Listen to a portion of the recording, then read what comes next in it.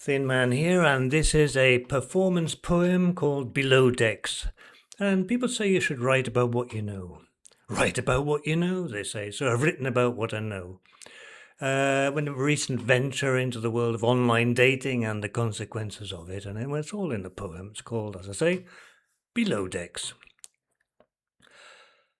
I was feeling very lonely. I was feeling in despair when a friend said, "Why not go online? You might meet someone there." So I posted my particulars on a site called Meet Your Match, where a gorgeous woman half my age declared me quite a catch. She made promises poetic of some sexy calisthenics giving rise to wise eugenics, kids as cute as cybernetics. She promised me a uniform with medal, stripes and wings, and these are a few of my favourite things. She promised golden sands in tropical lands, her hands all over me. Alas, my friends, it was a means to an end, and it turned out not to be. She was sensuous and adventurous, and she tied me to the bed.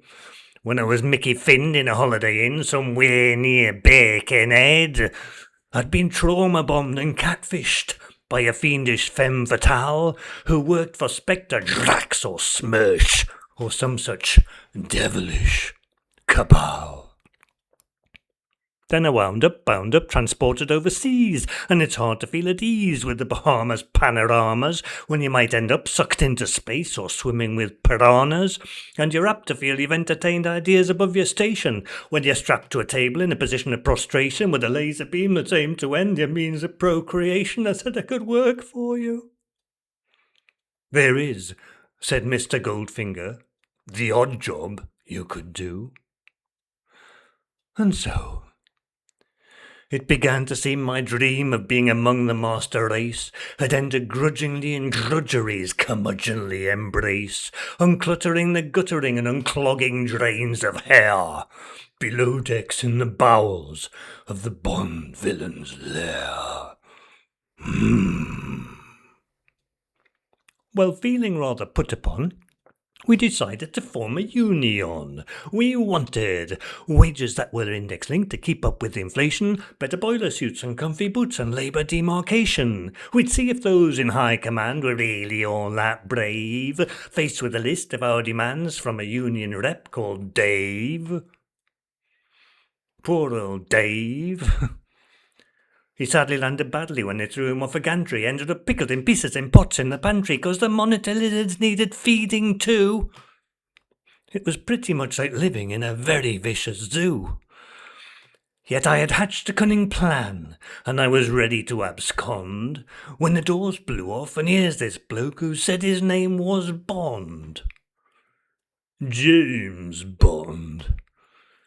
Great. I could see the final scene unfold, and it would be no party when we tried to attack him one at a time in single file, armed only with a very poor knowledge of karate. So I grabbed my stash and made a dash like poetry in motion, finding my religion as I dived into the ocean, where hungry barracudas make a meal of all intruders, leaving skeletons that ride the tides in flippers and Bermudas. But I drew my secret weapon to avoid a watery grave, distracting them with a very big bag of little bits of Dave. Poor old Dave. Well, in short, they were distracted, and this story is protracted, so let's conclude this mystery with history redacted. I was turned into a zombie, marched in lockstep with the clock, yet even walking with the undead ill-prepared me for the shock of my new job up the Amazon warehouse in Tilbury Dock. Thank you.